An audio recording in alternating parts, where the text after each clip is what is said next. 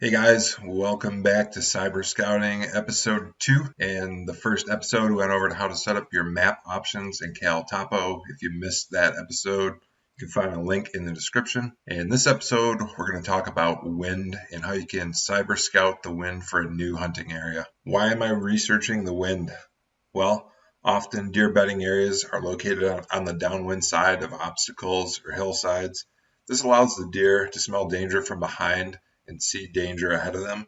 Knowing the dominant wind direction in an area allows me to focus on the downwind side of terrain and vegetation features while cyber scouting. When I'm cyber scouting the wind for a new hunting area, I primarily use 3 resources, and those resources are windfinder.com, wonderground.com, and Noaa, which is the National Oceanic and Atmospheric Administration. In this episode, I'm going to run through each of those websites and how I use them to determine wind direction in a new area that I'm cyber scouting. First, let's look at Windfinder. Right now I'm on windfinder.com. This is the main screen, so the first thing we want to do is go to the search box and search the area that we're interested in. Once I've searched an area, in this case I'm looking at the Saginaw Airport in Saginaw, Michigan, you can see this red dot. Any of the other red dots are weather stations that are going to have the information we're looking for. So try to find the weather station closest to my hunting area. Once you've found a weather station near your hunting area, click on the measurements box. That'll bring you to this screen, and from this screen you want to select statistics.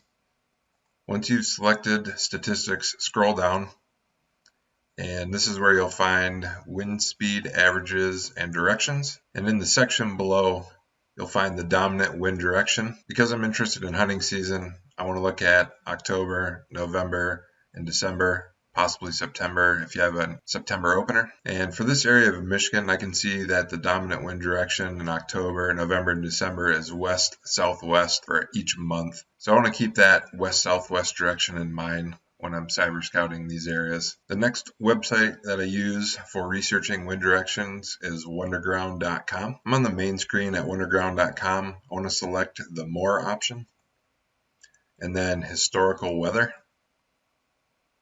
Once I've arrived at the historical weather page, I want to type in the location and select the date that I'm interested in. This page will show the historical weather for that specific date and area. So I'm going to scroll down the page, and this is the portion that I'm interested in, the daily observations. The daily observations contains an observation every hour for the entire day. So that'll show the time, temperature, dew point, humidity, wind, which is primarily what I'm interested in here, wind speed, wind gust, pressure, precipitation, and the overall weather condition.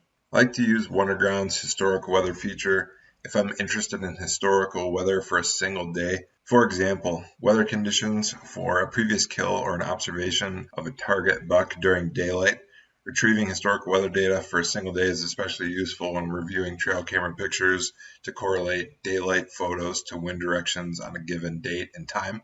The last resource that I use when researching wind directions for a new cyber scouted area is the Noaa local climatological data. This is a more in-depth topic. If I want to perform a detailed analysis on the wind and weather conditions, I'll actually go to Noaa and import historical weather data to perform my own analysis in Excel.